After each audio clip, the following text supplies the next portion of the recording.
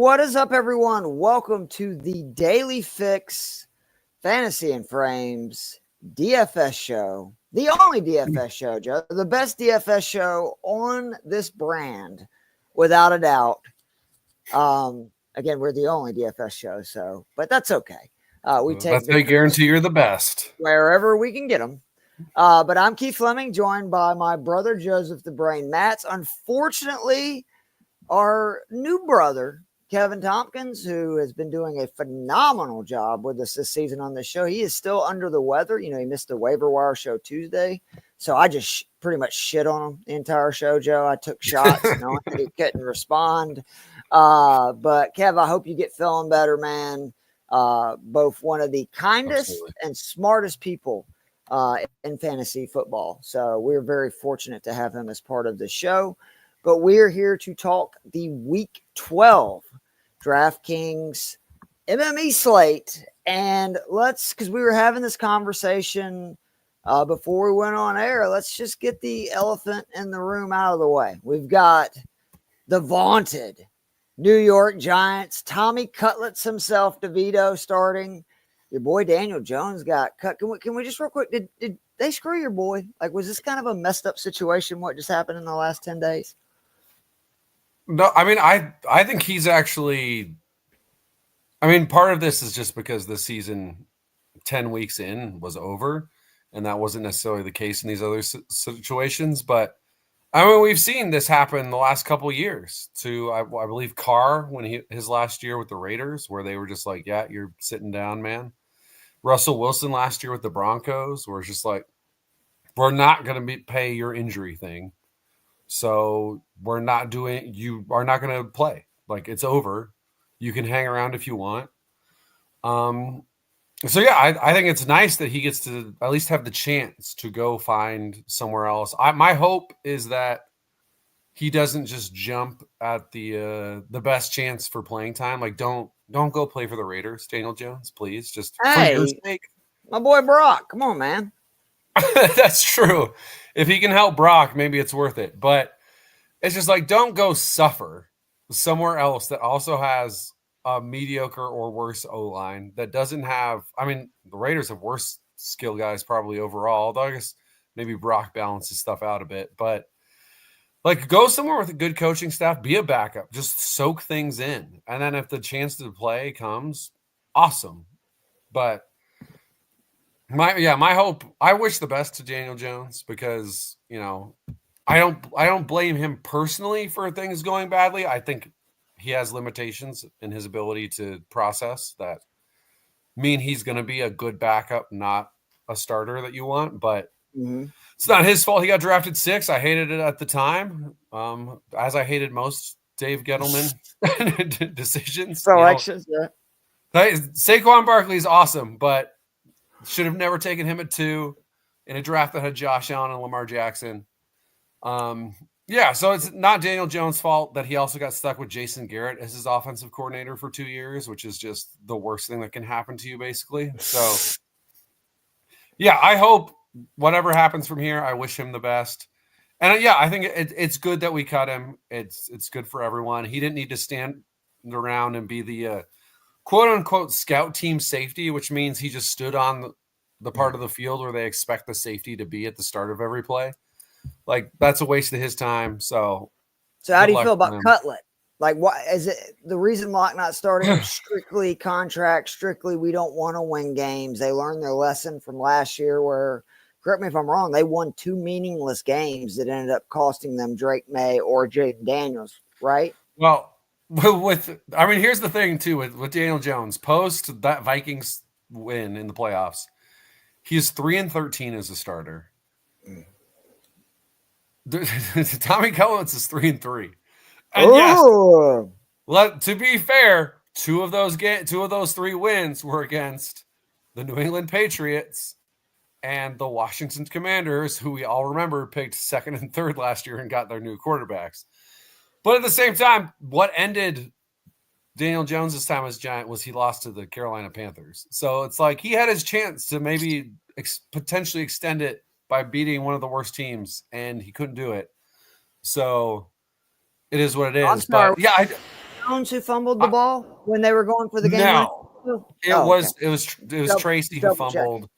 Okay. But Daniel Jones did have 2 turnovers in that game. And I'm just saying that game was took won a by sack the on a flea flicker where both wide receivers were wide open. I'm not, I'm just saying. All right, so Brandon Allen, I'm sorry, you got the Jets. How are we feeling about the Niners? Like, is it the Purdy news? He is not playing for sure. Like, where do you land? It's a really interesting contrast because, we have 2 quarterbacks who cost $4,000 this week. And if either one gives you 15 points and then will set you up to do insane things with the rest of your lineup, you have an amazing ability to cash. It's just, I love Allen's situation because he plays for the Niners. He's got Kyle Shanahan. That O-line is not as good as it has been, right? but it's okay. Did we not see this with Darnold last year? It was the same questions with Darnold. We didn't know if he was going to be any good. And you get McCaffrey, you get Jennings, you get Debo, you get Kittle. Like, obviously, that's as good as you could hope for a situation, really, to come in as a backup quarterback. The issue is, like, how much faith do you have in Brandon? See, I'm not even saying the right name. Brandon Allen. It's like he's one of those guys where I had to look up. I was like, wait, where is he from again? Like, it's like, all right, he played in Arkansas, and then he was in the league for a couple of years after college, and then he shows up in Denver and Cincinnati. And, again, the plus side is, he's 10 touchdowns to 6 picks in his career, so that's at least on the right side of what we want. He is playing for San Francisco in a game where I think they will get forced to pass most likely because Green Bay will presumably score some points in this game. Downside is he doesn't give us any rushing ability. Yep. Because at least DeVito does that, right? Right. DeVito had in the win over Green Bay, he had 70 yards rushing. So he has 71 yards rushing in that one game. Meanwhile, Brandon Allen, let's see, I had it a second ago. Yeah, his entire career thus far, he has 63 rushing yards. Let me ask you this then, Joe, because that's the one part. We know Dobbs was in San Francisco. They cut him. We both, I think would agree. Like, you can say what you want about Shanahan's late game, coaching decisions. The guy's very good with quarterbacks, very good at drawing up plays that are quarterback friendly. Absolutely. If he let Dobbs go, who we know, we've seen it for several organizations, can get through, right? Like your quarterback being dinged up. Don't you think that means he has a good deal of confidence in Allen and what he's going to get from him? I think that's a fair argument.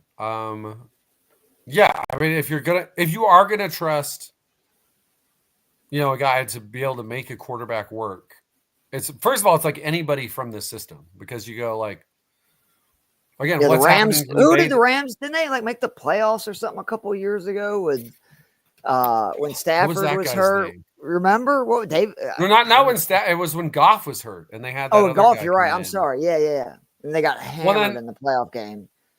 Well, but again, Baker Mayfield kind of left for dead in a Daniel Jones situation.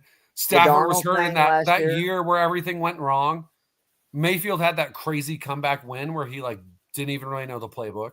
Matt Ryan in his second year with Shanahan won an MVP and threw a touchdown pass to 13 different wide receivers. Not that obviously Ryan was a great quarterback anyway, but I mean, I think he had his whole career with Shanahan. Good Lord. Yeah.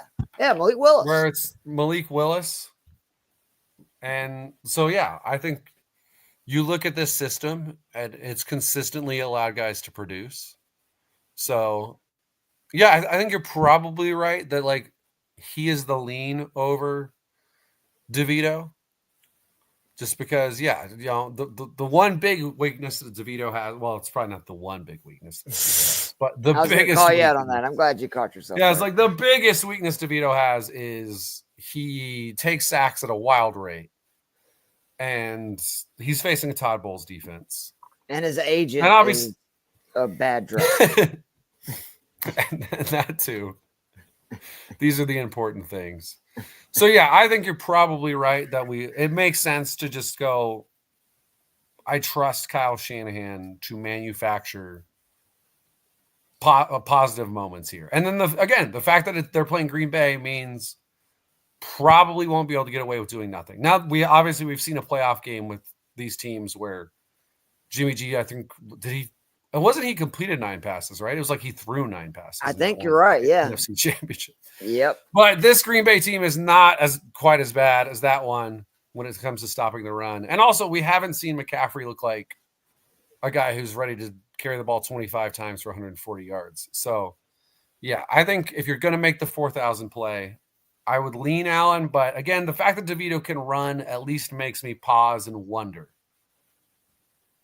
All right, so let's go into the QB since we had that little discussion.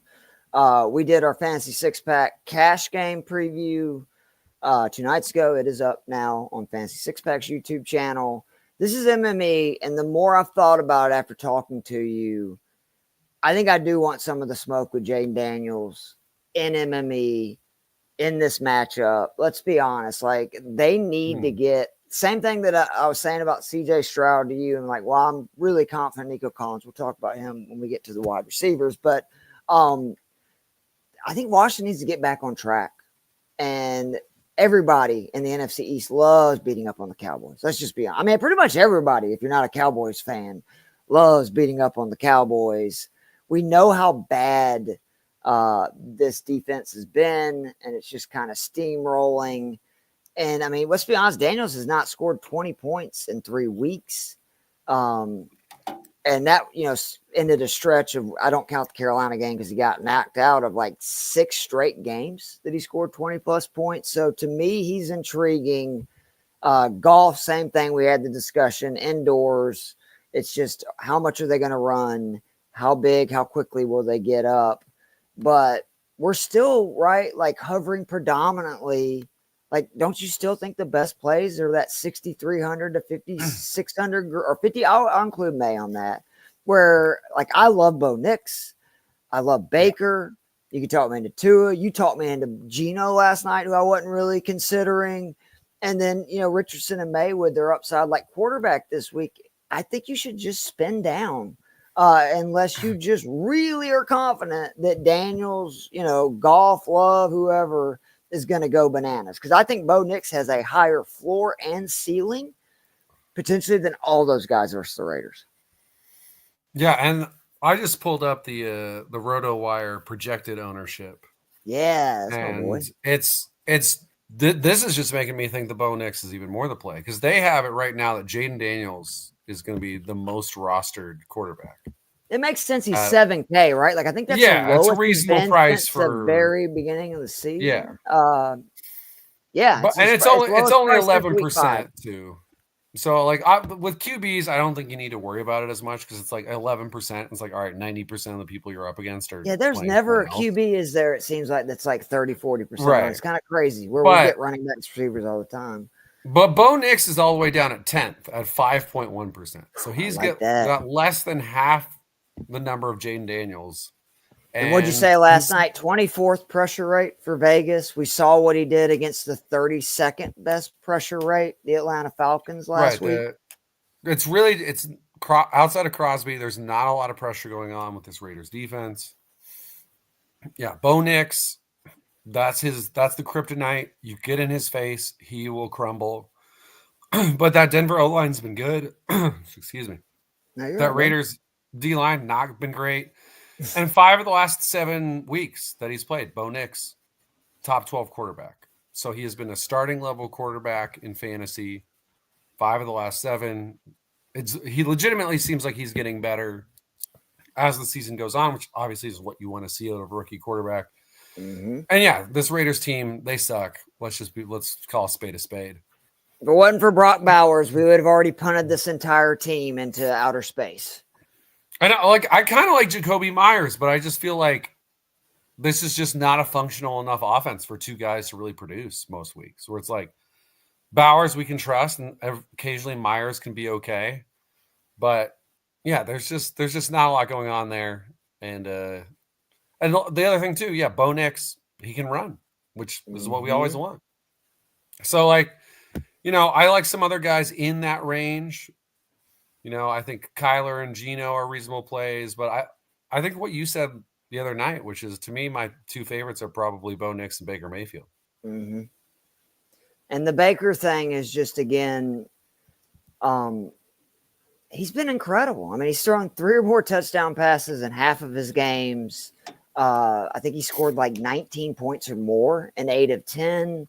And to me, what was most impressive was he scored 19 points or more in 2 of the 3 without Evans and Godwin. Evans' status looks a little bit more fishy than it did when we did the show the other night, because he had not been, limited. And now they're saying that it's going to be potentially a game time decision. It says, that coach crap, as long as he's healthy and fresh. It's like, shot, I hate that.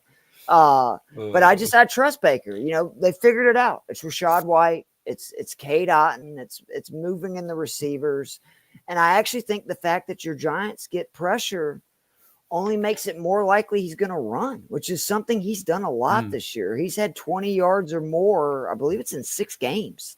Well, let's not forget Joe Burrow had a 49-yard touchdown run against the Giants, because we played man, a lane opened up, and Joe Burrow just fast enough to do it. And that's kind of Baker Mayfield is a very similar mobility to me to a Joe Burrow, where it's you don't ever think of him as fast. But if you give him enough space, he can move. He can move just enough to get there. So, that's exactly what I'm looking at. To see that. Detroit, 34 yards and a touchdown, right? Great pass rush. Baltimore, good pass rush, 22 yards. Kansas City, good pass rush, 20 yards. So he's got that on top of it. Plus, I think he throws. Again, like the 2 I like, the 2 guys to me that are most intriguing are not the cheap ones. It's Anthony Richardson, who, let's not forget, he had a 27-point game to start the season, a 29-point game in between, a bunch of high-scoring games last year.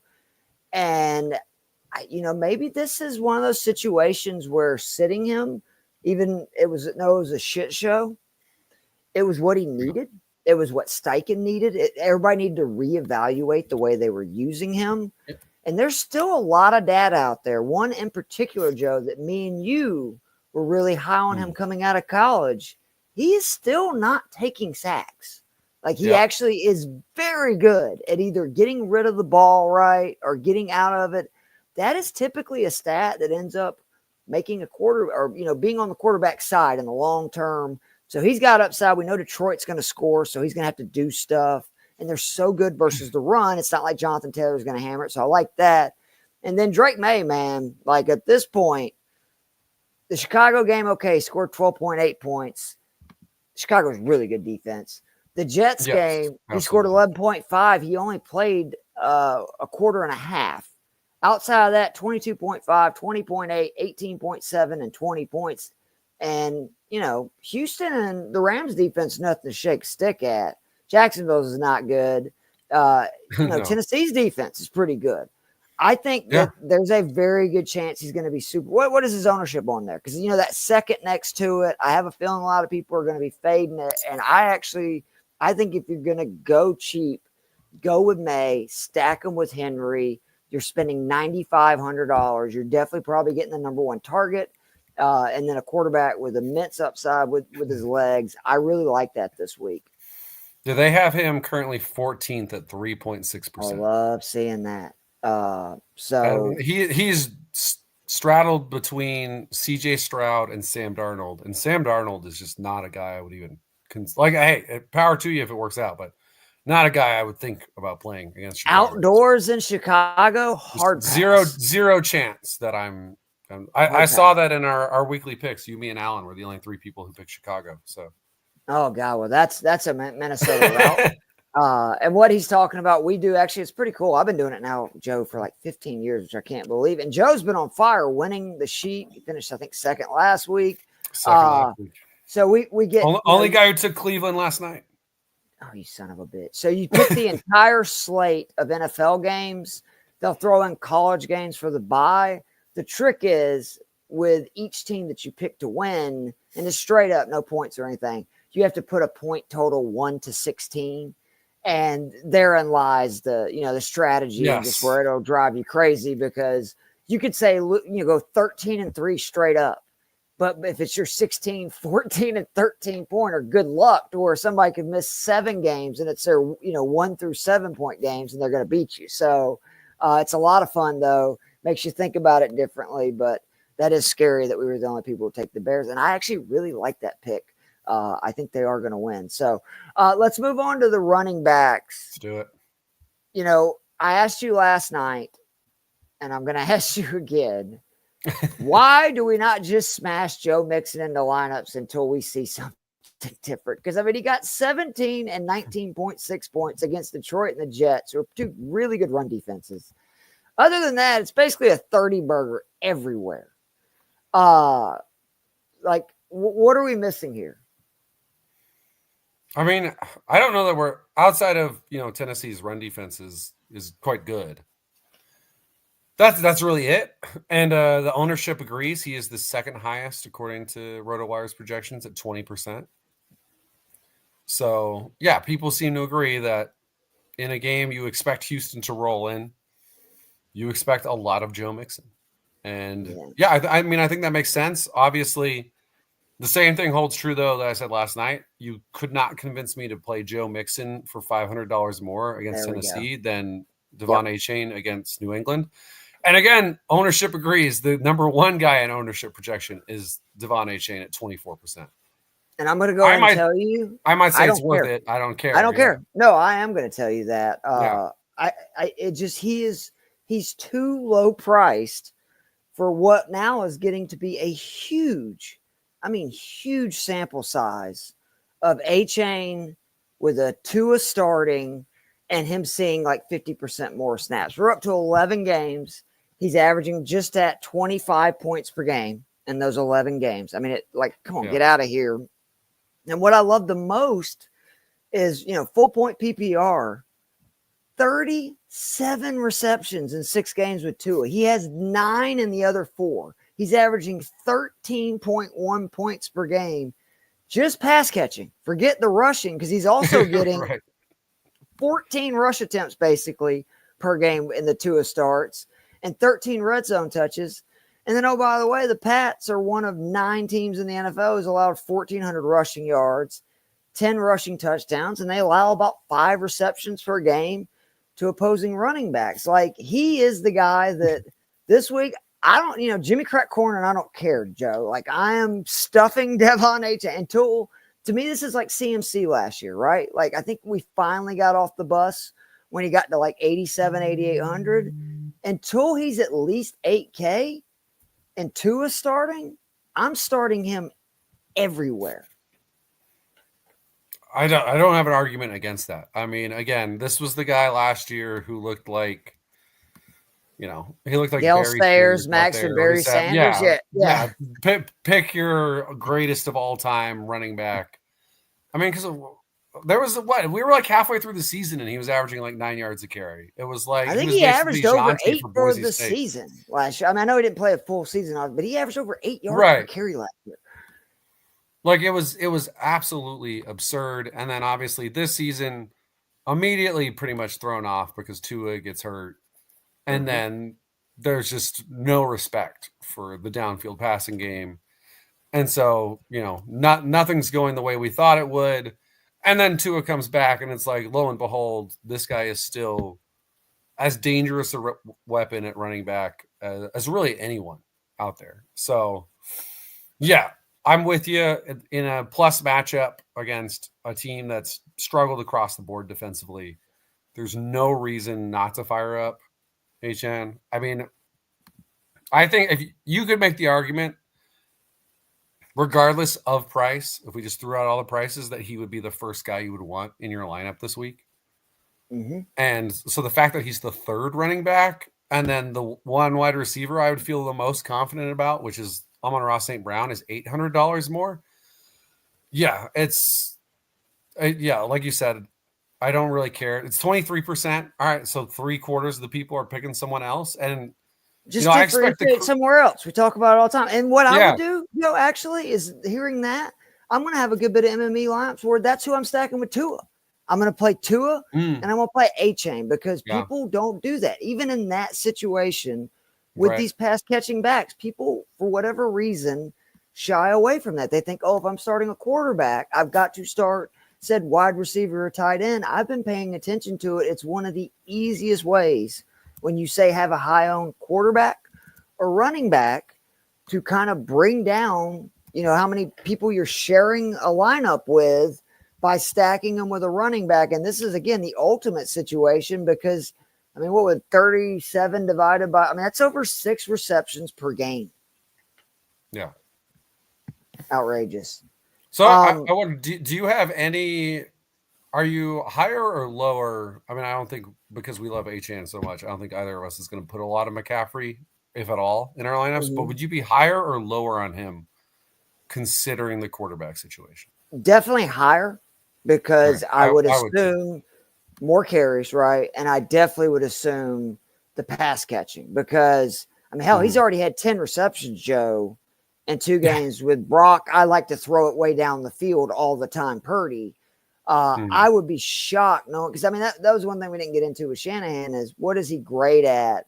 Building these scripts, right? Like for early in a game, designing plays to get a guy wide open. I think that they're going to come out and their goal, if like in a perfect world, would be we're just going to pound you with CMC. I think you're going to see more of why am I blanking? Jordan Mason than we obviously have since CMC's return. I think he gets at least 5 to 10 carries as well. And the goal is going to be to run it down the Packers' throat. I don't know if you could just flat out do that like what you used to. For a long time, you could get away with that with Green Bay sometimes if you're a really good run team. But I think he's buoyed. It's just now you're talking about a guy $1,000 more than Achane or $1,200 more, say, than Gibbs, which, by the way, I don't know if you saw this stat this week on Gibbs. Obviously, he has the biggest breakaway run rate in the NFL. He's explosive run rate, 10.5%. It's almost 3% higher than the second most. But this is what is just like, this dude is so good. He also has the lowest percentage of stuff runs of all running backs and is forcing missed tackles at the 3rd highest rates. What the hell are you supposed to do with Jamar Gibbs? And if it wasn't for Dan Campbell having mercy on the rest of the NFL and being smart, right? And being like, we're not just going to unleash this dude 30 times a game. Right, yeah. But what do you do? Because he does not come across as a guy that, is this monster. Because Bijan, who I love, and he's very good, Bijan gets stuffed all the time. He has one of the highest stuff rates in the league. And that's the only guy I can think of that has Gibbs' kind of shiftiness, explosive combination. But then Gibbs also is just going to run through you. Like, he is so good. And that's why I think that, again, if I'm going to take a chance on one of the expensive guy that's not Achane, it's going to be Gibbs is where I've gotten. No, I think that makes a lot of sense. Again, the Lions, if there's a team that's committed to running, who's not in the Shanahan tree, it's the Detroit Lions, where that's just that's the foundation of who they are. Is they're, again, they're going to bite your ankles, they're going to punch you in the mouth. That's what they do. And they have an elite offensive line, 3rd highest run blocking grade in the NFL this year. And then in PFF's offensive line, defensive line advantages this week. The biggest run blocking advantages, and they're all pretty much the same, the top 3 percentage-wise. It's San Francisco against Green Bay, it's Kansas City against Carolina, and it's Detroit against Indy. So maybe I'm wrong then about CMC and Mason. Maybe they can, just run it down this road. I think that's going to be the interesting thing, because I assume if you're Green Bay, you're just going to be like, all right, beat us. We're going to stack the box, beat us throwing deep. And then, the counter will be Shanahan, the run block, the run scheme genius. So very exciting game to watch. The question is, do you want to bank 8,500 on it when Devon Achane's there at 75 and Josh Gibbs is there at 73? I'm with you. I would say no. Soon, his ownership's pretty low though, right? With that price tag and all the backs we got. Let's see. Gibbs. You're talking about Gibbs? Yeah. No, I'm talking about CMC. I'm sorry. Oh, CMC is 3rd. Wow. Now that's crazy. What is Gibbs? Gibbs is 6th. Okay. So everybody has basically kind of got the same idea. Like, it's what we talked about. There's so many values at wide receiver in that middle range. There's so many quarterback values in that middle range. It seems like everybody is kind of deciding we're going to play the expensive backs. And then the other one that's real, the other two guys who are in the top 5 there, I think this is partially, I'm assuming, because of the weather. It's Ken Walker and James Conner. Wow. People are so looking at Kareem that Hunt game versus and they're Carolina saying, without Pacheco is not top 5 at his price. That is shocking. Currently 10th on RotoWire. That's one though where I'm guessing maybe where Pacheco news the next broke. next 36 hours he's going to be rocketing up to where he's in that Walker, Connor, McCaffrey, Gibbs type of range. Because that's where I get with the Walker Connor thing. Again, basically you can take anybody above A-Chain and from Gibbs, underneath Gibbs, all the way down to Tracy. I'm not even considering it because the money that you save, right? Even Connor and Walker, who are very reasonably priced. Yeah. I would rather have Hunter Robinson, right? Or Rashad White or Bucky Irvin, and then play one of those expensive guys than spend that money there on those guys in that 6K range. Again, it's no disrespect to them. I just think it's just as likely they go off, and they actually have better matchups, right? Like Robinson versus Dallas. We've seen what Dallas can't stop the run to save their life. I think in Carolina, literally the first run defense in the league. And here's Kansas City, who, when they've been up, I believe they had the highest, other than Baltimore, rush attempts in the league per game. And they're getting Carolina, and you still don't have to deal with Pacheco. So you're just going to get some Piron, maybe a little Still, but a lot of Hunt. And, I would rather do that. I mean, even Javonte Williams, right, at 5,200 with his volume, again, is a guy that I would rather play him in a game. I think Denver's going to kind of dominate than I would. Because you said it last night, I thought, beautifully, when talking about the Arizona-Seattle game. It could be 10-10 in the fourth quarter with 2 minutes left, and it wouldn't shock you. It could be 35-31, and it wouldn't shock you. I will say the rain makes me think, maybe it's good for the running backs as far as usage goes. But if you're going to tell me that, the current stuff is it's going to be mid 40s with rain. Now, not a lot of wind, so maybe the offenses do okay. But how big are Kyler and Gino's hands? We're going to get the measurements out. That's right. Yeah, we got to check that because it's 90% precipitation chance. So and it's Seattle, so it's going to rain. So, but yeah, that makes me lean more towards the 10-10 has a better chance of happening than the 34-31. Wow, half an inch, Joe, is what they're calling for us. Yeah, it's going to rain. Wow. And so, like I said, last night, where James Conner has that insane split where he gets 86% of the Cardinals' touches among running backs. Mm-hmm. When it's within 7 points in either direction, and then it's down to a straight 50% in any other situation. And I do think this game will be close. So I'm a big fan of Conner, but if you're telling me his ownership is currently, he's top 5, top 6, when I can go down to Bucky Irving and be outside the top dozen and I can save over $1,000, or like you said, Brian Robinson against a Cowboys team that was not stopping the run at any point this season and now doesn't have the offense to force you into a more pass-heavy script. Yeah, if you're playing HN, which I think you and I are pretty much every lineup, we're going to be throwing him in there. Yeah, I'd rather go with someone who I save money and still really like the matchup. Before we move on to wide receivers, other running backs, because for me, again, we're talking about just for MME, so you can get a lot crazier and friskier. Abdullah is interesting to me. Vegas is going to be down. He's going to be their pass catching and featured back, right? Because it looks like, they've already ruled out Madison. White is doubtful. I think he's 4,100 or 4,300, something like that. That's 43. That's that price range where it's man, if you're telling me a guy's going to get a majority of the snaps in a game they're going to be down, and he definitely has pass catching capabilities, right? Which is the main thing we're going to want. Presumably, that's pretty interesting. And we've seen Gardner pepper Madison in these situations, right? When they're down. I'm at least color me intrigued. No, I think that's a good call. Anytime we're getting a guy under 5K at running back who's almost certainly going to lead the backfield in snaps, all right, like that's got my attention for sure. So, I mean, obviously, you would prefer it to not be against a really good defense, which is Or what is this the week that Lob breaks out because he's even cheaper at 4K? Going to the bottom there. I mean, obviously, we're talking about MME. If someone wants to roll the dice, I'm not going to fight him on it.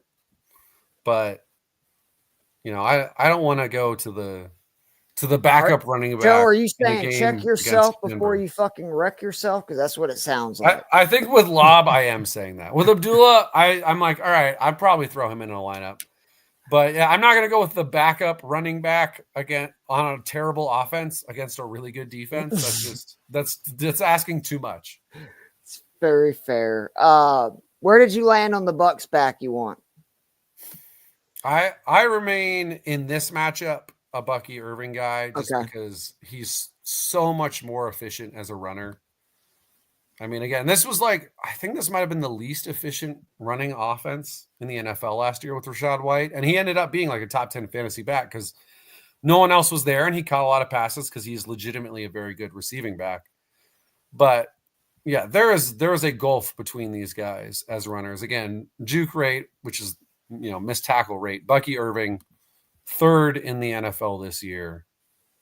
Rachaad White, all the way down at 48. So let me give you one stat though that I want to thank Fantasy Points data for this because it's got me thinking, man, maybe White is the guy.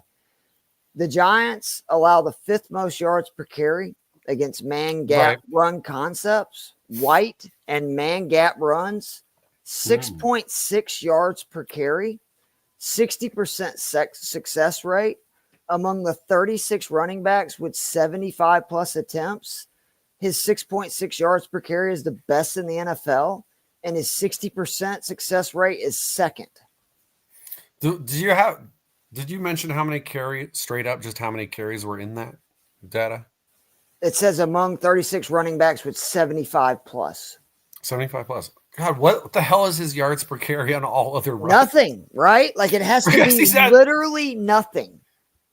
Right, he's like 3.8 yards per carry on the season. So the fact that you said what 6 was it 6.6?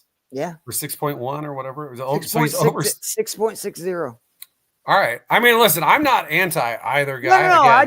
I have a league where I'm starting both. So no, that's a great stat. So if your gut says Rachaad and then you have that to back it up, no argument here. I would just still say generally, I think you like he's the better runner. He's $100 cheaper. Do you like rolling the dice and playing them both? Yeah. I don't hate it. 27th in the EPA versus the rush the Giants are.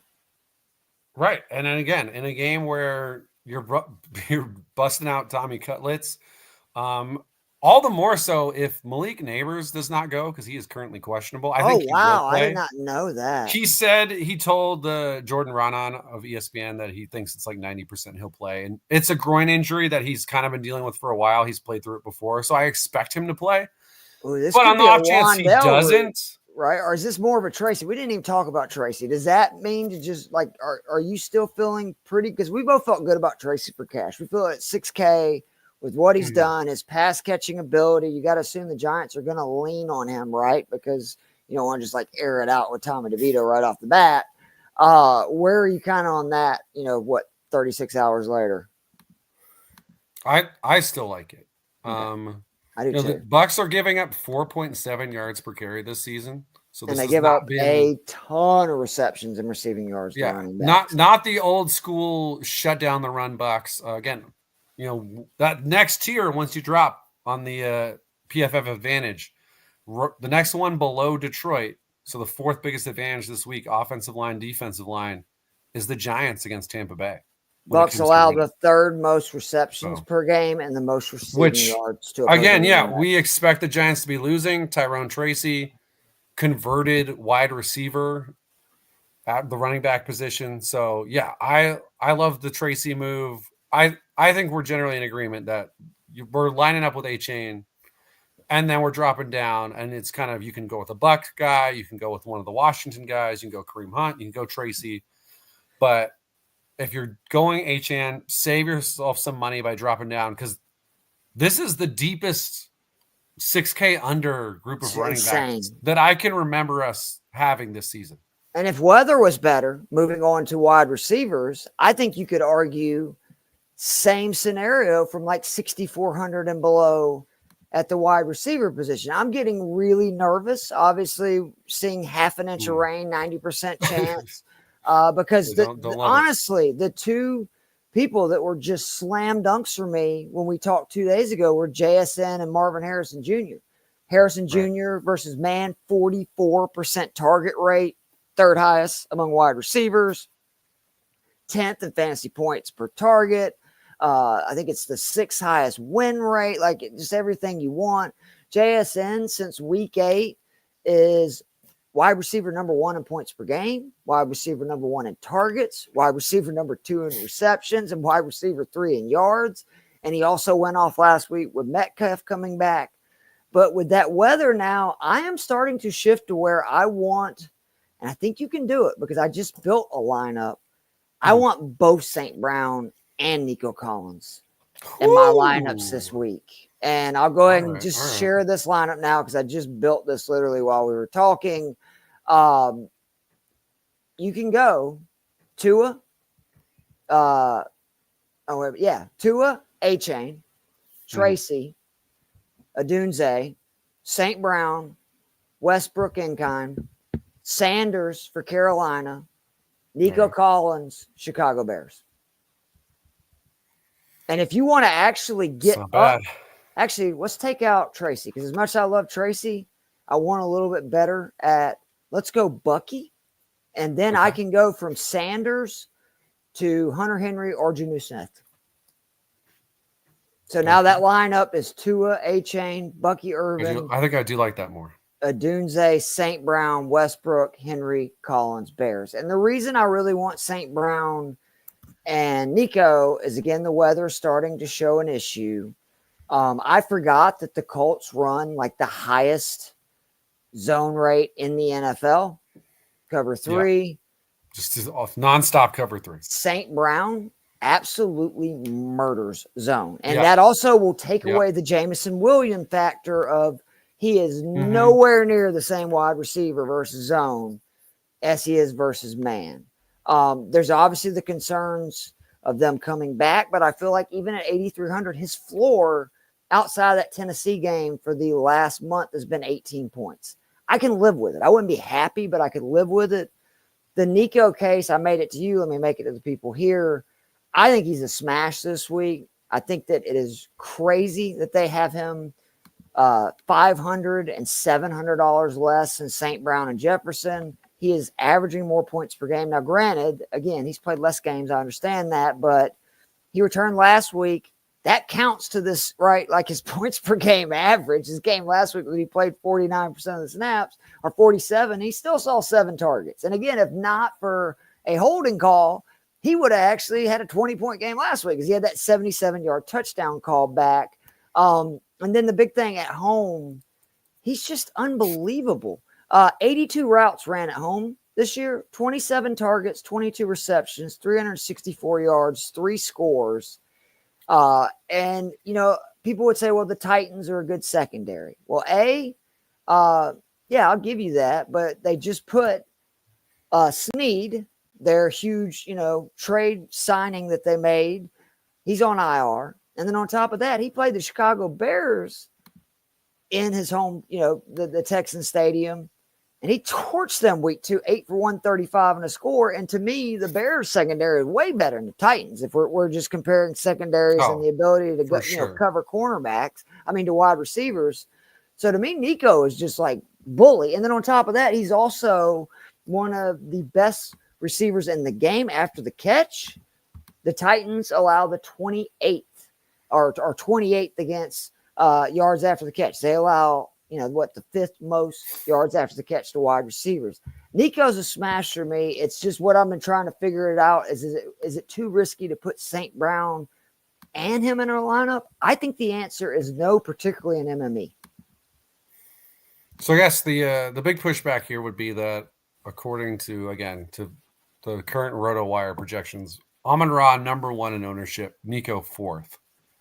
So you are talking about 2 of the higher owned guys, but again, all these percentage, right? Like I doubt that's true. That's true. Not together. And again, the percentages are pretty spread out here. We're talking about 15%. We're talking about 12%. So again, unless someone's up in like the 30s or something, I'm not overly concerned. Same thing I'll say last night. I think everything you say about Nico Collins is true. My one big worry is that the Titans give up the fewest yards to number 1 wide receivers in the NFL. Although, yeah, they are down. You think Snead had a part to play with that? I would absolutely say that Snead had a part to play in that. Now, I will say they still have Darrell Baker Jr., who's been good this season. He is 17th in coverage grade on PFF.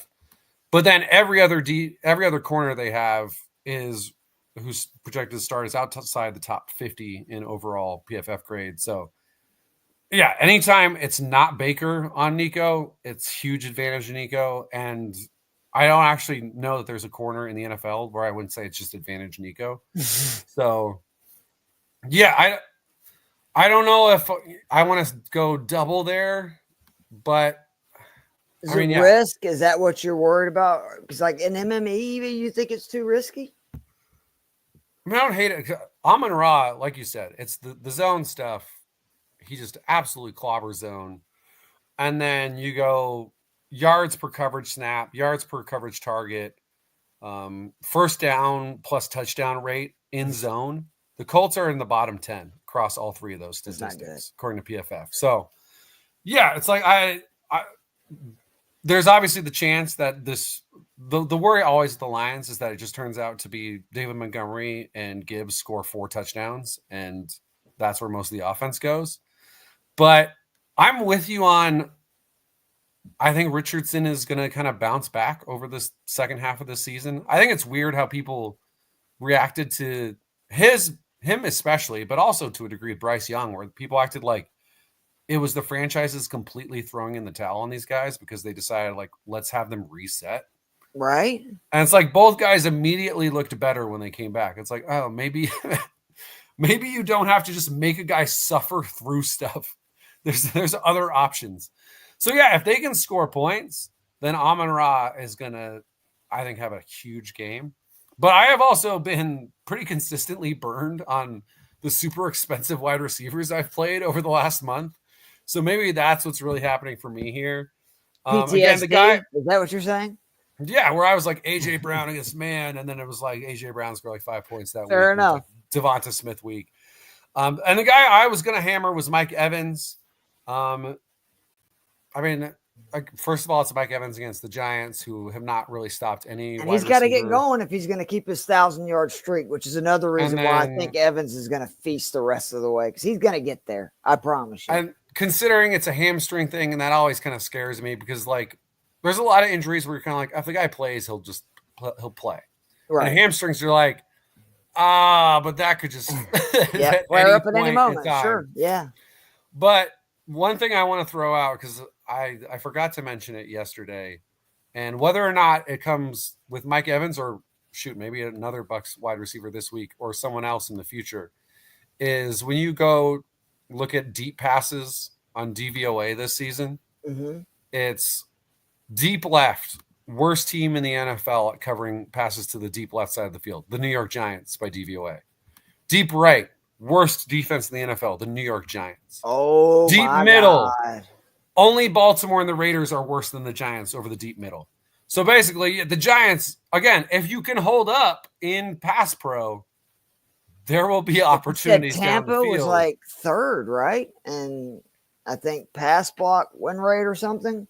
Yeah, at PFF grade, I'll pull it up here. But yeah, they're second or third this season in pass. So is that a Jalen McMillan stat as well? Like, you know what I mean? Like, another right, like if Evans is not MME, a go, or I mean, even if he is a go, I'm saying that stat may be like $4,000. The one thing McMillan can do, we know, is make the big play. We saw it his first ever touchdown. I'm trying to think. Is Shepard still somebody that he doesn't really go down the field, does he? I would not expect Sterling. What Shepard about our to be boy? Did he wake up angry? Trey Palmer. What has he done lately? Let's see. Anything? No. So that doesn't. I feel like we would know if Trey. Yeah, Palmer I think it sounds like it's Mike Evans or bust. Because again, I like Rashad White. Obviously, if Evans doesn't play, I think Cade Otton then becomes even with the way you are on That's defense. true. Real quickly, Joe, before we keep talking about receivers, because we got a question here. What are the top defenses for the playoff? If you're talking about somebody that is there and you can probably go out and get, the answer is who we're talking about, the Tampa Bay Buccaneers. They have, without a doubt, the best schedule the rest of the way in terms of, quarterbacks they're going to face. Let me give you the wonderful list of QBs these guys are about to face. They got Cutlets DeVito, Bryce Young, Gardner Minshew, Granted Herbert, Cooper Rush, Bryce Young, Derek Carr. That is tough to beat. Like I said, they might be available. Other than that, Esquel, and I'm sorry if I'm pronouncing your name wrong. I'm a country bumpkin. I'm a streamer, man. I'm somebody that, like, the rest of the way, there will be a defense available playing Cooper Rush, playing Tommy DeVito, like playing these bottom tier quarterbacks, playing Will Levis. And if you can't get Tampa because they have a pretty solid the rest of the way, I would just keep picking it up. And even a defense that doesn't look so great has a great chance and to obviously get turnovers and points. Do you have any other defenses, or do you kind of agree with that strategy? I mean, yeah, I think if you have one of the top 2 or 3 defenses, sometimes. Oh yeah, like hold on to just like roll. Kansas City, yeah, sure. Like I lucked into someone dropped Minnesota in one of my leagues. Yeah, I have them in a couple of leagues too. After week 6, and I was like, right? Yeah, and like I get that you do that, but then I was like, why would you not have then bid to try to get him back for me? Because it's a free agent one for our league. But yeah, unless you have a top, let's say top 5, maybe it depends on the year. But unless you have an elite defense, I'm with you. I'm trying to stream, and when it gets down to the end of the year, because most of the year, I'm someone who's like, don't carry 2 defenses. Drives me nuts when people do that. I mean, it works for me. 2 kickers, right? Yeah. Yeah, 2 kickers is the stupidest thing you can do. The next stupidest thing is 2 defenses. And a lot of the times I would say the same thing with tight ends. So don't carry 2 I actually of those. disagree if you don't have a stud tight end. Yeah, that's right. Because I actually like carrying 2 if you have 2 like average, and then you just go by matchup. But right, if you have Jonnu Smith and Hunter Henry, that's what I'm saying. Yeah, okay, I can live with it. But yeah, generally don't carry 2. But then I get to the end of the year, I get to that last month, I'll carry 2 defenses sometimes. Makes sense. Because it's like the odds that Emmanuel Wilson becomes the starting running back because of an injury for the Green Bay Packers. It's like there's 2 weeks left. It's probably not going to happen. I'm just going to go ahead and have a defense that doesn't play Patrick Mahomes or Josh Allen this week. So yeah, that's the one time I look towards. I try to plan out, especially those 3 playoff weeks. If assuming you're in I think most leagues probably are doing 3 weeks of playoffs, but 3 or 4, whatever you're doing, that's when I pay attention to that. Because yeah, I'm with you. I'm streaming. I'm trying to find that matchup where. You play Tommy Cutlets, who might take 7 sacks. So, hope that answered your question. Back to the wide receivers. Again, let's just because people know the ones. This is NME, right? The guys that we were really going to be all over were, Smith, Down, Harrison. I actually saw a bunch of actually good data for Metcalf as well, but the weather's just made me scared. See, I actually JSN is the guy I'm not that scared about because even in the weather. It's like you said last night. It's like DK comes back, he's running shorter routes. Right. So I'm assuming maybe you're going to end up throwing more of those in this weather. And the other thing too, slick field can be to the advantage because they know where they're going. The wide receiver, because they know where they're going, especially if you're running a shorter route where it's just quick movements. So I don't know that I would change my JSN view. I do think DK and Marvin take a hit for me. Okay. But yeah, I still like the JSN play. Do you like him more than Downs? Because that's what I mean. Is like I'm kind of pivoting from JSN to Downs because they're the same price. Because, it's like what I told you. I have Nico everywhere. Like I believe it's bully Nico time. I think the Texans need to get back all of blah, blah, blah, blah. But, then I was basically putting at least one cheap receiver in the lineup, taking one from that 6K range. It was JSN or Harrison. Now I'm just kind of moving to Downs, because you made a really good case about Downs the other night that you look at it, there really wasn't that much of a drop off. And I mean, let's be honest, like outside of the debacle that was the Miami game, since his second game back this year, 22.2, 15.9, 19.5, 25.2, 12, 14.2, 19.4, he may officially be one of the best wide receivers in football. And yeah, Josh Downs is legitimately really good. I mean, again, you look at his man zone splits, against man this year, 0.63 fantasy points per route run. So that's a really good number.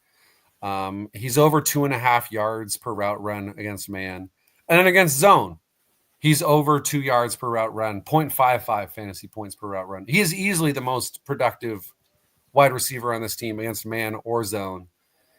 I think there was a lot of question, was Michael Pittman still the number one? Was Adonai Mitchell going to come in and potentially steal it down the stretch? Alec Pierce has actually kind of had a revival season. Pierce has been great. I owe him a lot of apologies. He's actually outplayed, or at least fantasy-wise, has outplayed Michael Pittman this year. But yeah, as soon as Downs came in, it became pretty clear pretty fast. Mm-hmm. This is the guy on this team. And he's also the guy who has had the most chemistry with Anthony Richardson, where, like you said, it's really just,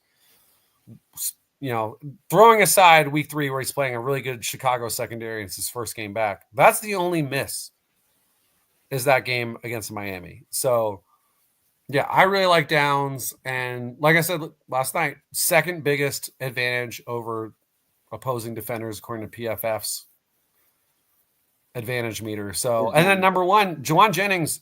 Yeah, that's what I'm excited because I'm assuming ownership goes down. Mm-hmm.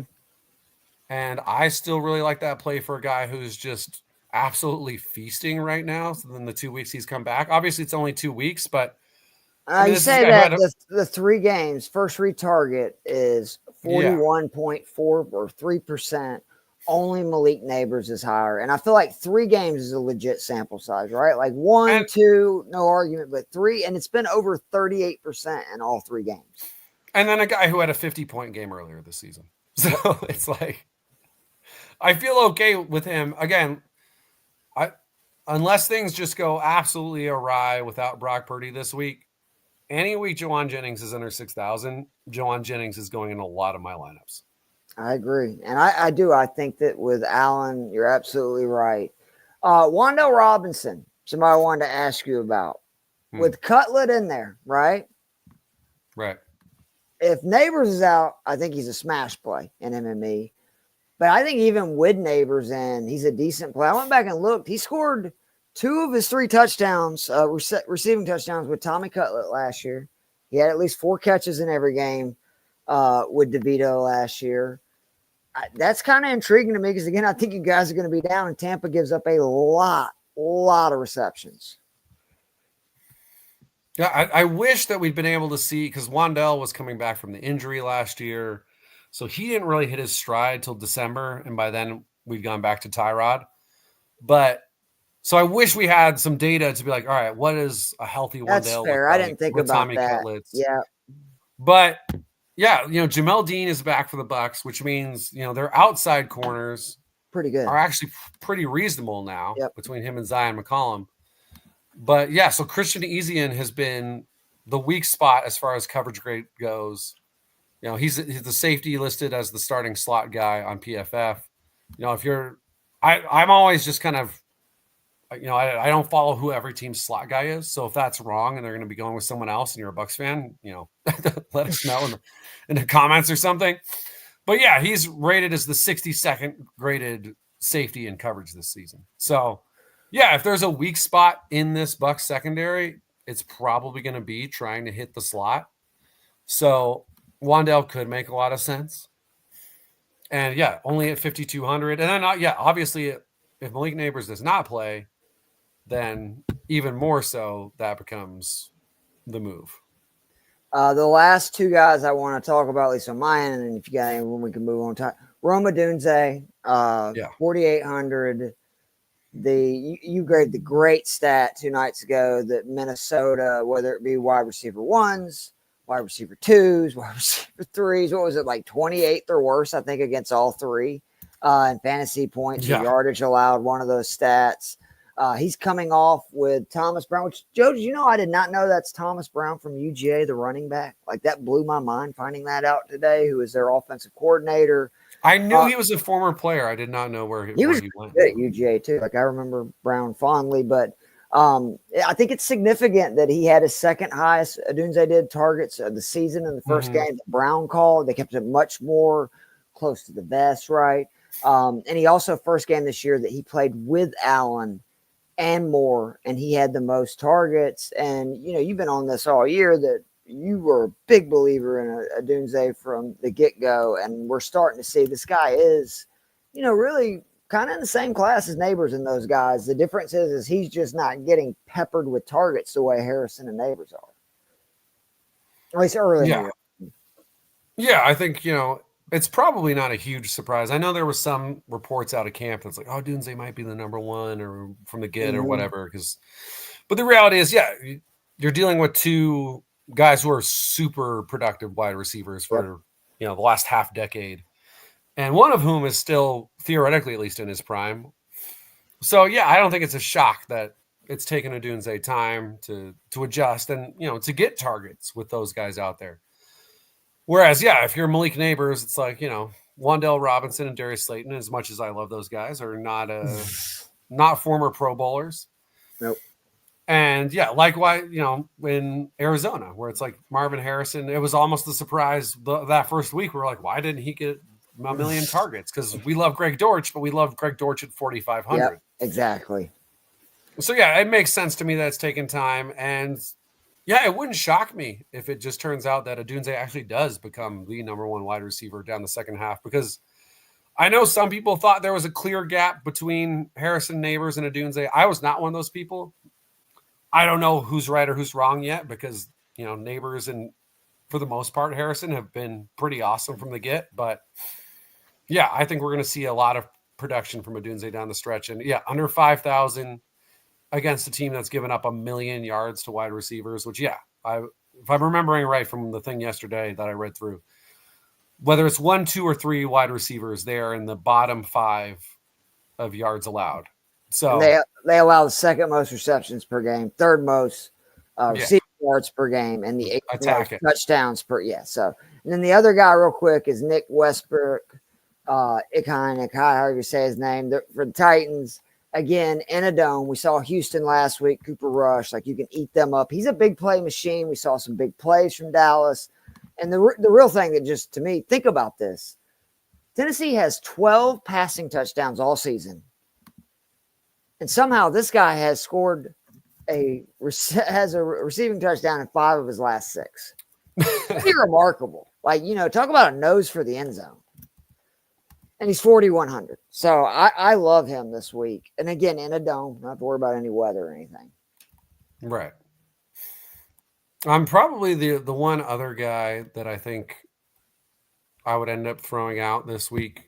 Yeah. Well, I mean, this is a risk one. Well, I'll throw out 2 guys. That's MMA. Who gives a shit, Joe? Come on, throw it out there. One is, I mean, I think they're kind of gut plays where it's pick a Green Bay wide receiver, and there's always a chance you hit.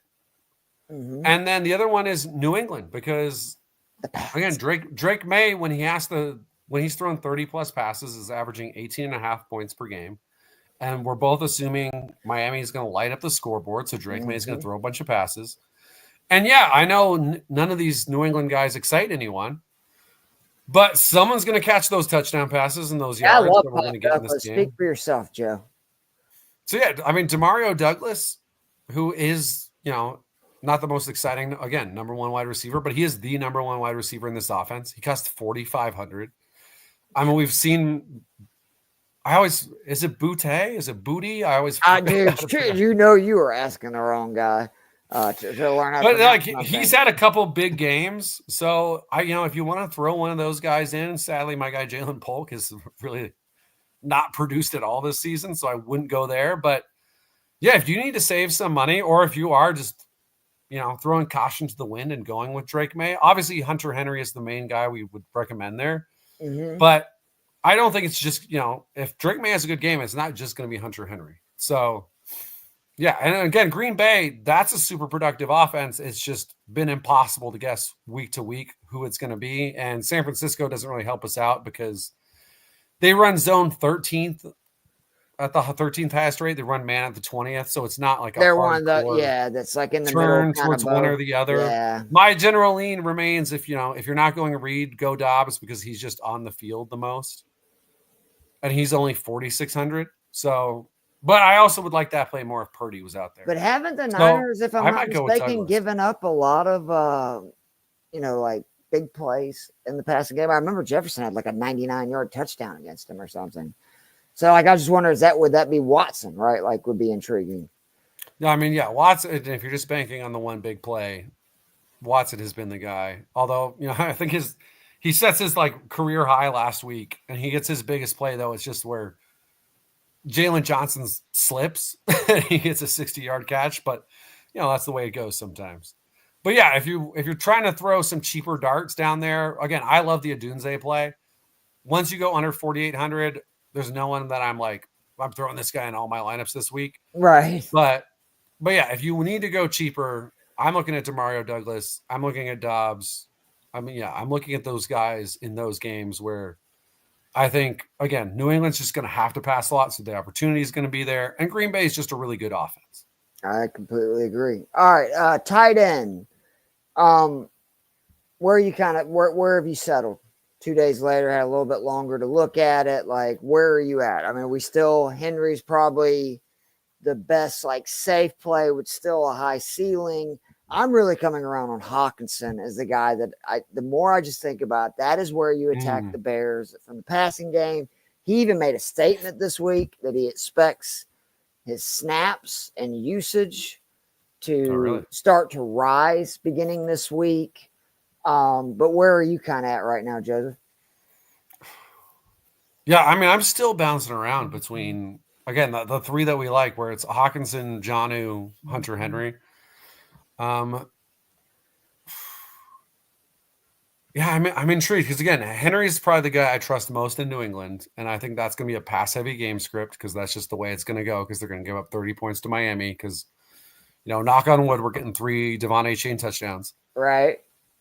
But, yeah, I mean, Chicago, again, as people who picked Chicago to win that game, that means I think Chicago's going to score some points. I do think it means Minnesota's not going to score a lot of points, which is probably the one scary part. But, yeah, the best way to attack the Chicago defense all season has been the tight end position. And TJ Hawkinson, like, let's not forget, just because, he's coming back from injury, this is one of the best tight ends in the NFL. So it's probably just going to be Henry, I'm guessing, for me, because I'm going to save $100 or $200.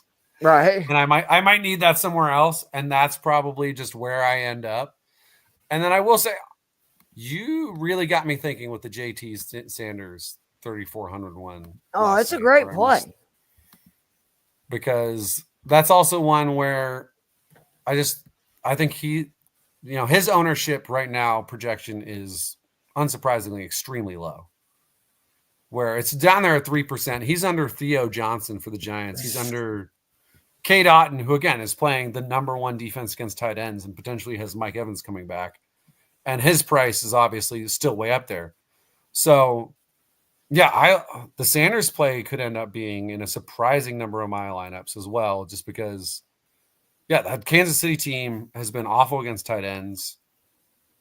I think, I obviously expect Kansas City, even more so because they're coming off their first loss, to just take it to a Carolina team that doesn't really have any strengths defensively. Yeah, because they have no room for error now with Buffalo, right? Like, until they can, get the game back, obviously, like, they're just kind of hanging in the wind.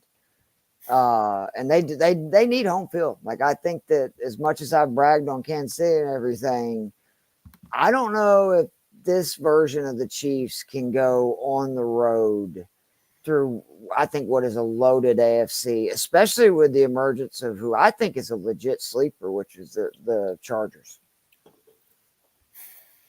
Yeah, I mean, I will say, let's never write off Kansas City because last year. No, I'm not writing them off. I'm just saying that I think that going last for year, a three-peat with all the pressure and everything, and then doing that on the road. Didn't they win 2 road games last year? They did. Am I remembering that correctly? Where they went to Buffalo. I know they went to Buffalo. And they definitely went to Baltimore. So that's fair.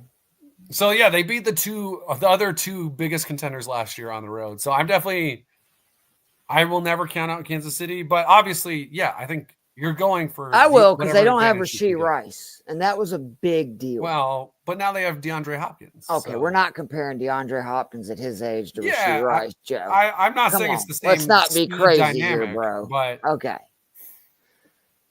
But yeah, I'm not counting them out. But yeah, if you blow a game to Carolina, I mean, then we're. Red flags are going up at that point. My point is just that I'm agreeing with you. What I'm saying is they're going to get. I expect them to light it up. Yeah. We're definitely 100% agreed on this game where, you're Kansas City, you're coming off loss, and you're facing the Carolina Panthers who, unless they're playing the New York Giants in Germany, are not a team that you're very afraid of. So, let me I like this. I like that Sanders play a lot. Right. So we talked about JSN, right? And those guys all in that 6,000 range. Right. I think I have the answer. Okay. Like my boy Brock Bowers. He played Denver earlier this year in Denver. Do you know what his stat line was? I do not remember it. 8 for 97 and a touchdown. We're 2 weeks removed. That's pretty good. From Travis Kelce having 8 catches for 60 yards and a touchdown. The more I think about it, that may be he's the guy there. Yep, in that range. And I can take one of the expensive receivers. If I want to double tap tight end, I can play Sanders. I can play Hint. There's a lot of options there. But I mean, let's just be honest. I mean, like the targets, that's one of the big things we're looking for. 16, 8, 5, 14, 10, 12. That is since Devontae Adams got traded. He's had double digit in 4 of 6. And I mean, he's had 12 or more in half of them. I think that may be the play, bro. What's his ownership? You have that right there? Let's see. According to Roto, they've got him 4th. Okay. What's it at the percentage? 7%. What is what Henry won? I will say I'm wondering what like the different percentage sources here, because it's like all these seem really it's considerable. Like actually, so it's something that we need to have a discussion with Kevin next time he's on the show. I think he knows a little bit more about this. He definitely knows more about this than we do. Because the Jaden Daniels one. Remember what was the quarterbacks a few weeks ago that we were just shocked at, like that it was Daniels was way higher projected ownership than Hurts, and Hurts had like the best matchup. Hurts ended up scoring like 35 points, of course, that week. Yeah. But I'm curious because they are different on sites. Because like I actually have access to Player Profiler. They're you know what I mean? Like they are different. Other tight ends, again, Kate Otten, somebody to consider for sure. I got one other name that we have not mentioned that I'm very intrigued with, and he is $2,500. Okay. Luke Schoonmaker. 20. Ooh. He's coming off a 6 for 56 debut, or not debut, but basically, first game, breakout performance. He saw 10 targets last week. He had 11 on the season.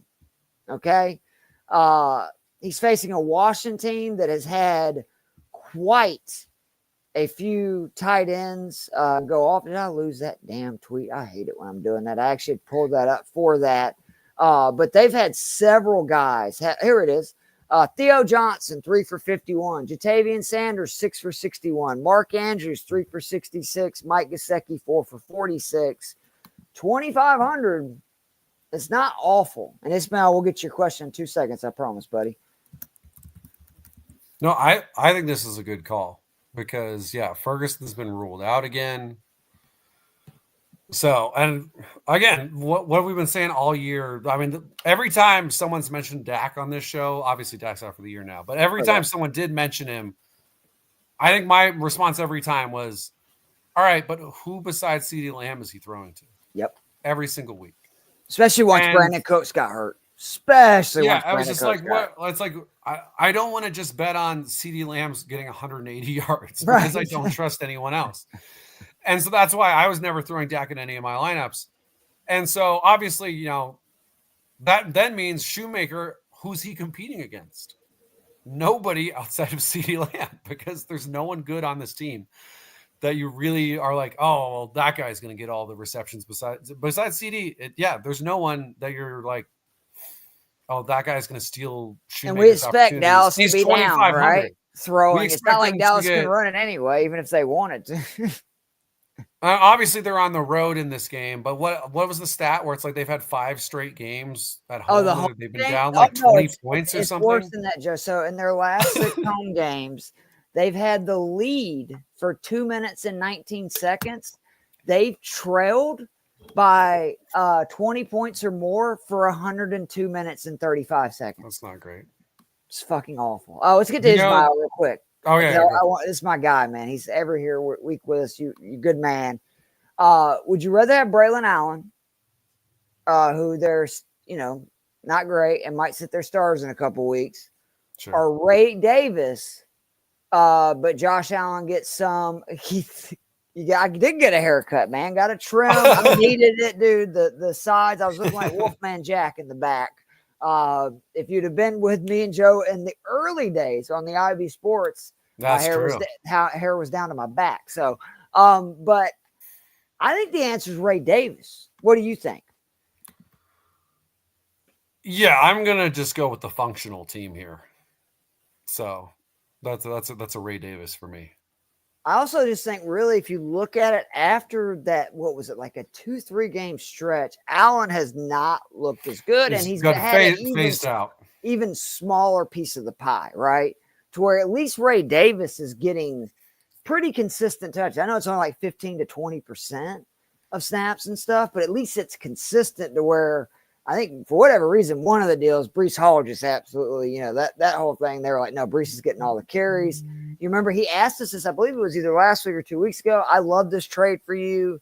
He traded Mahomes. He got J.K. Dobbins. He's got Herbert.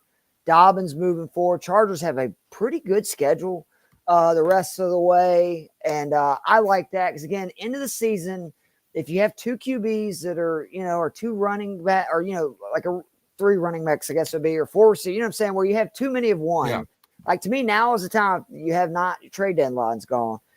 Make a trade because guys on your bench are going to do you no good. I think that was what Joe was kind of getting into, like the defenses and stuff. Like, it's not going to do you any good. So I like that move a lot, Ismail. I hope it works out for you. I'm a big fan of Herbert the rest of the way, especially with him using his legs.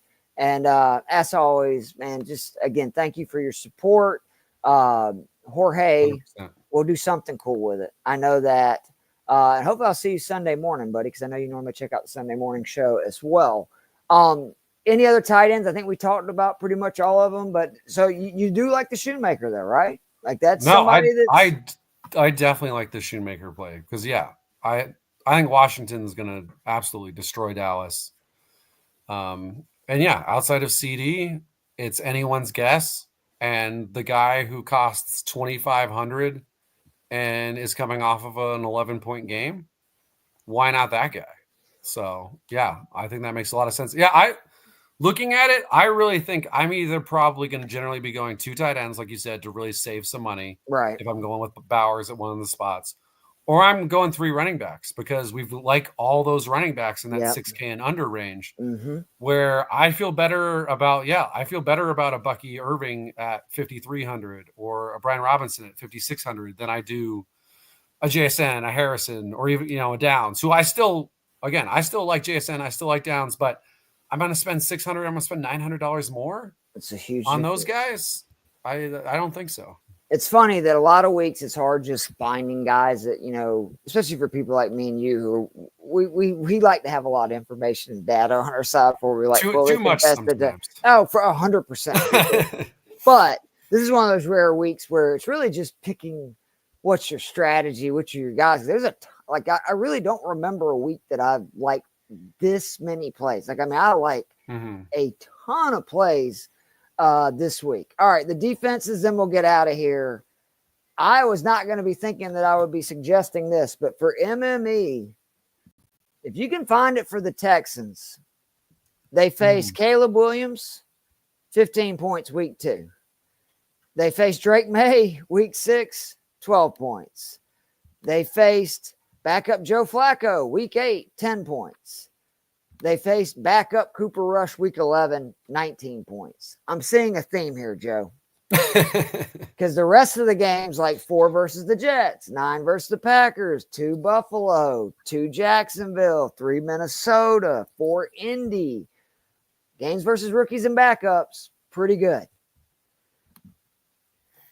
I mean, yeah, I certainly hope that works out because in my 2 fantasy leagues, again, one league I have Minnesota's defense, the other I've got Houston's right now. So, yeah, I would love a giant game for this Houston defense against Tennessee, and I think there's a good reason to believe that'll happen. Again, this is a ferocious pass rush, well-coached defense, obviously with D'Amico Ryans. So yeah, if you happen to have $3,600 to spend at the end there, I'm not opposed. That is the defense I would go in on. I would rather play the Texans defense than the Lions or even Kansas City. Me too. So yeah, if you have the money, games that's too. I don't think Kansas City has had that kind of game all year. Detroit has the ability, but it really sucks that they lost Hutchinson. I mean, Kansas City's the good defense. That's not that good of a fantasy. Yep, exactly. Because they're not getting a ton of sacks, not getting a ton of turnovers. They're just really tough to move the ball. Yeah, and it's like, well, that doesn't help us as much. So yeah, to me, yeah, and outside the Lions pass rush has held up surprisingly well without Hutchinson, but really good trade. But his success win rate, like it sucks, man. Because I think they would have 100% won the Super Bowl. Like, I think he's that kind of loss to where like it knocked their percentages down a lot. They're still the favorite, and I still think that they're the best team in the NFL. But that would have been huge. Definitely the favorite because they're in the NFC. Josh Allen, whoever you're playing late in the game, it's huge to have that kind of guy. Broncos are the next defense, right? Like, if you're going to spend Vegas, they don't even have a running back this week. I mean, poor Gardner. But again, it's why I kind of like Bowers. Like, the more I'm thinking about it, I mean, hell, he could have 20 targets in this game. Denver rolls like I think they might. And then from there, I keep coming back to it, and I normally like to give more suggestions. But for me, it's Bears or bust. I love it. This is a Bears team that already averages 8 points per game. They've scored 4 more in every game but 1. They get sacks. And Minnesota, all of a sudden, Darnold's been sacked 10 times last 4 games. They have not scored more than 20 points or 24 points, one of the two, on the road in their last 3. They're averaging like 16 points per game in those. I think Chicago's defense is going to give Minnesota real issues, and they're probably the one team equipped to cover Justin Jefferson, right? I mean, if anyone is. As much as you can. I'm sorry, I'm not saying lock down, but. Right. we're never predicting the lockdown. Hell no. It'll be the last show we ever did. But yeah, I mean, they're 5th in coverage grade this year. Just a really sound defense overall. And again, we both picked them to win, the Bears to win that game. So obviously, if we think the Bears are going to win that game, we're going to be banking on the Bears defense playing well. I will say the other defense under 3,000 that you definitely have to consider now is Green Bay, because they're facing Brandon Allen at quarterback. But yeah, they're kind of expensive though, aren't they? Well, 2,800. Oh, you're right. I'm sorry. For some reason, I thought they were in the 3K range. Oh no, then yeah. Even if they're in the 3K range, I think I would still be going Denver over against Vegas before I went Green Bay versus a backup quarterback in San Francisco if it was the same. Right. But my expectation is the vast majority of my lineups will be the Chicago Bears. Real quickly, let's put a lineup and we'll get out of here. And I'm sorry, I can't bring it up. That's my bad. But I am going to enter this in the Millie. If we end up winning it, which, that'd be nice. I was going to say you'd never hear from me and Joe again. It was nice knowing you guys. But actually what I'm going to say is if we end up winning the Millie, me and Joe are going to split it, and then we will give $10,000 to one of our listeners. Why not? That sounds reasonable. Where would you want to start? Give me the guy that, like, let's just throw him in there. Is it A-Chain? I mean, let's do A-Chain. We're all in on A-Chain. We've planted our flag this week. Do we want to go with Shoon to then open up? Like, we may end up adding Bowers or whatever, but adding Shoemaker, that just gives us a lot of space. Let's do it and see what happens. Okay. Do you want to obviously if we add other guys, we end up with $1 million. Yeah, we can obviously adjust. I'm going to go ahead and add the Bears too, because we talked about that.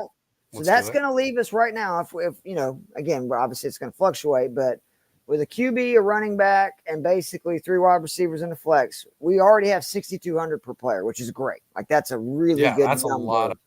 It is a lot.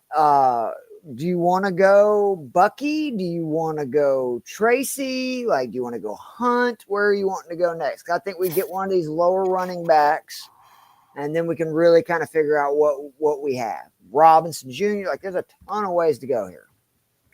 There are a lot of ways to go. Like, my initial thought was just like, oh, we do Bucky because he's so cheap. But if we have this amount of money, it kind of feels like we almost have to go Kareem Hunt. I love it. I absolutely love it. Do you agree with me? Carolina. It's Carolina. So. Do you agree with me with – actually, no, this is a Millie. We can't do that. I was going to put Tua with him. I want more upside. I think at quarterback, we needed to play May, Richardson, or Nix. Because I think with their legs, those are the guys that could go just absolutely nuclear.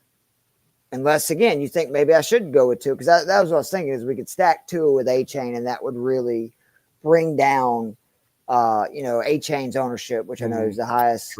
That's true. But I do like, again, especially for these MME, trying to hit a home run contest, I love the QBs that have the ability to score 10, 20 points with their legs.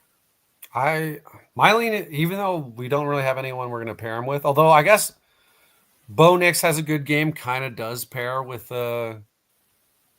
Bowers has a good game. Mm-hmm. So my vibe is Nix. Nix is my favorite play at quarterback. So if we're going to do that, we're definitely throwing Bowers in. Let's do it. So that's the flex. So now we have 6,400. Do we bite the bullet with St. Brown, or do we bite the bullet with Nico? Because I think we need one of those, obviously not both.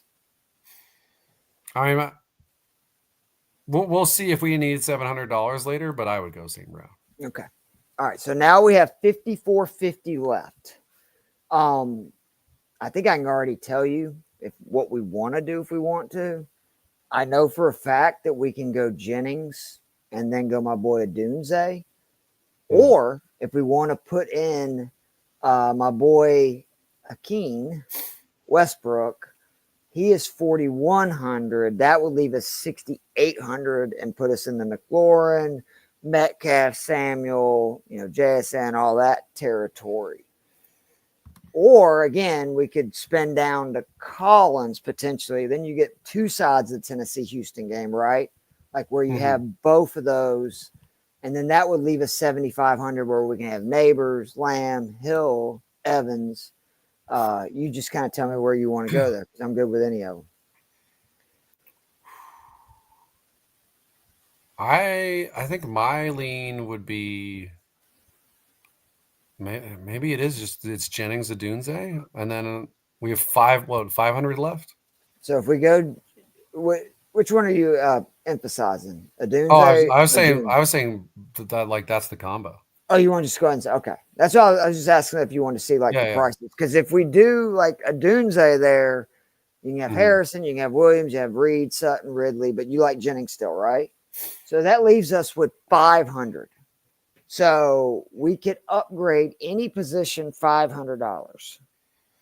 The flex, for instance, would get up to Jacobs, McLaurin, Montgomery, Hubbard, Metcalf, Connor, Sam. I mean, I'm not gonna lie, I kind of like Bowers more than maybe you could talk me into Montgomery if the Lions just roll. But I mean, even like last week, I was gonna say Montgomery 55 points, he only scored 24, right? Like I was gonna say Montgomery, Connor interest me out of that group. Oh yeah, you're big on Connor. That's right. I don't hate that. Do you want to try? Of course, the other thing that we could do, I forgot. Oh, no, that's not enough, is it? Because what is Denver? 3,200, right? No, we need 700 to that's get not up going to there. happen. Who do you like, Connor or Bowers? I think I'm going Connor. Okay. So we've got 300 left. You feel good? Because, I mean, we could, again, we could have Tracy over Hunt. Again, this is MME, right? So we're looking for home run. Which one do you think has the higher ceiling? Because I'm not really cared about the floor. Well, I mean, what have we seen from Hunt this year? He's had what three low 20 games against so New Orleans. 22.3 is the most he scored. Frisco and Tampa are the 3 times. I mean, the thing I like about Hunt is he has 4 games this year where he has 20 plus carries. Actually, I'm sorry, Joe. Tracy's highest game is only 4 points more. There's no need. I mean, it's such a better matchup. I'm not gonna. Right. That's again. Yeah. We've got a guy who has 4 games where he's had 20 plus carries. They're playing Carolina. And it's also a situation where we assume Pacheco's probably back next week. So it's not like you're like, oh, we really got to save Kareem Hunt's legs. Like no one's thinking that in this game. So the other question I wanted to ask you is since we went with Connor and we think the weather's going to be bad. Yes. Do we go up to Arizona for the defense? Oh, interesting.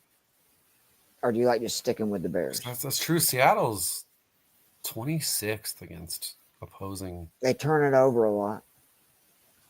They also occasionally give up blocked punt or blocked field goal touchdowns. So, and then we could also get to the Packers this way too, Joe, where we could do that. What you're talking about with Allen starting, go with Green Bay. If I'm not mistaken, Green Bay, they will get some turnovers. Now it's been not the success they had earlier. This is a team that started with 7, 11, 21, 7, 13, 10. The issue has been since then, it's been 4, 5, 2, 6. I kind of want to just stick with Chicago. I like it. Oh, dude, this is not a trick question, Joe. I just want to know your thoughts. I just like talking. Again, my vibe is just like this is a good defense against Sam Darnold. And while yes, obviously this is not the Sam Darnold of old, was kind of a walking disaster in New York, which apparently everyone is a walking disaster for the Jets. Where it doesn't matter if you're a future Hall of Famer, you're going to can't do anything. So, but yeah, it's Sam Darnold. You look at his turnover worthy play rate and stuff. It still scares you if you're a Minnesota fan and excites you if you're going to play the Chicago Bears defense. So yeah, I say just stick it. We'll pocket that money. All right, I'm going to overrule you on one, though. Oh, my gosh. How dare you? I'm going back to Bowers. I mean, you've been so right about Bowers overall. I'm not going to. They average. I'm not going to fight you too much here. Literally the exact same points.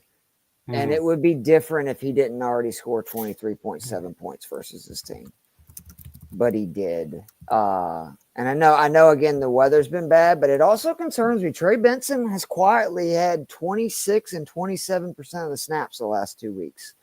By far his highest, and back-to-back double-digit point games, by the way, to where, especially, if we didn't have Knicks, it would be one thing. But with us rolling with Knicks, we're obviously thinking Denver's going to roll. And I think if Denver rolls, Bowers is going to get 15 targets. I'll take my chances if Bowers, because the last time I checked, they can't put Patrick Surtain on Brock Bowers. So I don't know if Denver has anybody that can cover him. So just real quickly, go that line that we got here, because, of course, me and Joe went an hour and a half, and that was without even Kev here. So, boy, do we like the sound of our own voice. Again, into the Millie, and I know we joke around and stuff. I'm serious. If this $20 lineup wins $1 million, I will absolutely give away $10,000 to one of our listeners. So you guys should obviously root for it as well. But it is Bo Nix, 6,300 at QB, A-Chain, and Hunt. At running back, we went with Jennings, Odunze, St. Brown as our wide receivers, My boy Shoemaker. God, I love the way that's spelled. For Dallas, 2,500. Bowers, 6,300. And the Bears at 2,500. We will obviously tweet out if we make any changes because I'm going to text this to Joe. We have $500 to mess around with. So it could change. True. That's true. Come this weekend, like for instance, say the Seattle-Arizona game, say the weather changes and it's not supposed to rain. I can promise you JSN or Harrison will be in there. We will change that up. But one thing I want to throw out there because I just was like, wait a second, isn't Sam Darnold way worse against zone than against man? Right. And I found a recent article on FTN that says by DVOA, the biggest drop off going from man to zone is Sam Darnold. And the Bears are 9th in zone coverage rate. So again, I say stick with the Bears. I think this is at least top 10. I would say approaching top 5 defensive play this week for me. And you like it more than the Broncos? Remember that lineup I sent you earlier? I don't like it more than the Broncos. If you have $700, go with the Broncos. No, that's what I wanted to ask. I wanted to clarify because that was the only lineup so far I've been able to fit them into. But well, as always, Joe, I enjoyed this. I do. We haven't figured it out yet, but we were going to do a Thanksgiving slate show. And it's a lot of fun. Me and Joe have done a Thanksgiving slate show, I believe the last 3 years. You remember 2 years ago was the Mike Evans, I'm the smartest man alive. And all I mean by that was Evans had some good games, but he always has like that 25, 30 point game. And literally the only explanation I gave for picking Evans as one of my plays was I said, quote, he was due. And I mean, he had a monster game. So that was fun. But the slate for that day doesn't look so fun. We're going to get the Cooper Rush Tommy on a short week. Wake up early for that one, guys. That's going to be a nap, which is nice because the Bears lines will be fun. You get a nap. Yeah, it's a good one.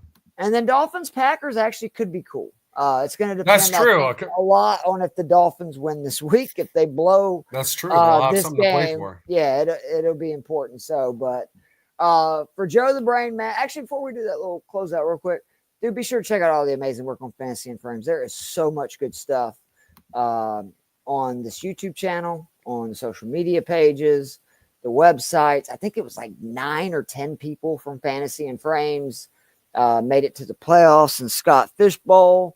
So there's a lot of people that know what they're talking about here. Absolutely. I checked out the some of the shows Wednesday night, which were excellent, even though they were trashing the Falcons, which was well deserved, to be honest. And Sunday, we'll have the Sunday social show. Myself, Jorge, Nate, I believe Colby Conway will be there.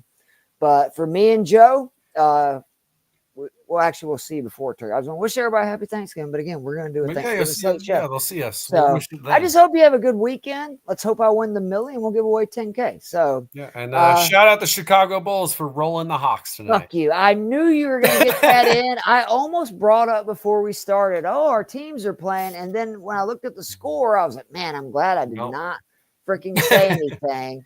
I'm just one thing. Can we real quick? I'm sorry. I know we're an hour and a half in and we're talking basketball, but I love the point differential being brought in because we were getting smoked in this game. Like I think we were down like 20. Yeah, they ended up winning the fourth quarter by 1. And I've seen this where like starters are playing to the last second because because we're in the cup play. That's right. That's right. I forgot about that. So it's just pretty cool. Also, did y'all see y'all's court? Have y'all had a home game yet? Well, it's wild. I kind of I have not seen it. It's the all red. It's pretty baller. It looks exactly like Boston's, but it's red instead of obviously green. So yeah, pretty cool stuff though. But all right, people, we'll see you.